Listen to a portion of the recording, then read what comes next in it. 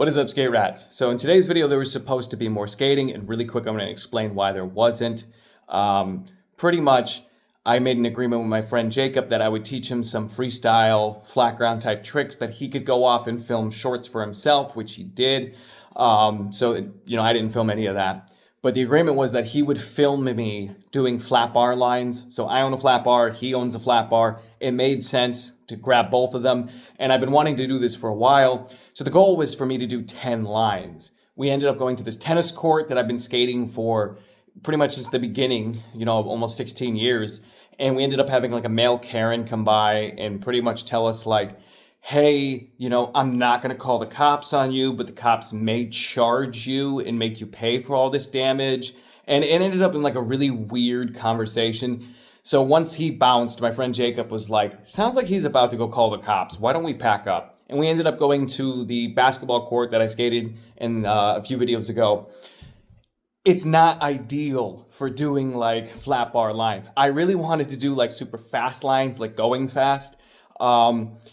That really didn't happen. I had to put the flat bars really close to each other because of the massive cracks, the whole thing's downhill. And then on top of all of that, I got about maybe 45 minutes to actually play around with them before it started raining. And I did skate further into the rain, but it did get to a point where it was like, okay, I got to pack up. So I did 4 lines, and then I did a handful of just like fun tricks, like sliding both bars, which was a ton of fun to do because they're not the same height.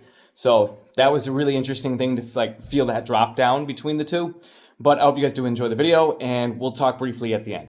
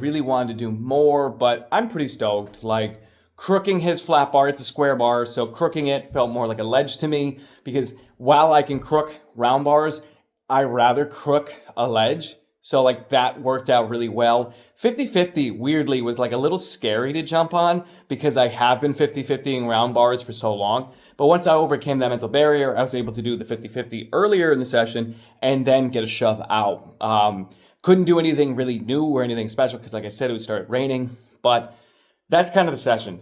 And exciting news, I think. So anytime I get an email or something, I kind of just assume it's scam, and then I look for context clues, whether it is or isn't.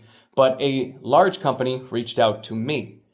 Crazy, right? Like most of my sponsorships I've had over the years, or even like one-offs, like here, test our product, I reach out. So this is, to my knowledge, the first ever company who was like, hey, we love your stuff, we want to work with you.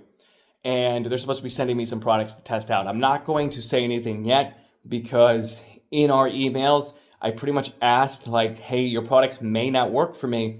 Can I give some to my friend Jacob? And they were like, done, no problem. So I kind of want to surprise him, and I don't want to reveal the company. I don't want to reveal what the products were, but I think he can definitely get enjoyment out of at least one thing of theirs. So that's the hope, that's the goal. And obviously I will tell you guys more as that comes up. As always, thank you for liking, commenting, and subscribing. Hope you guys did enjoy this video. And me and Jacob have a skate camping trip coming up in like a week and a half. So I'm excited to film stuff for that and for my video part, checking out spots in upstate New York. But stay tuned for all that. As always, thank you for liking, commenting, and subscribing. Have a great day. Keep pushing forward, guys.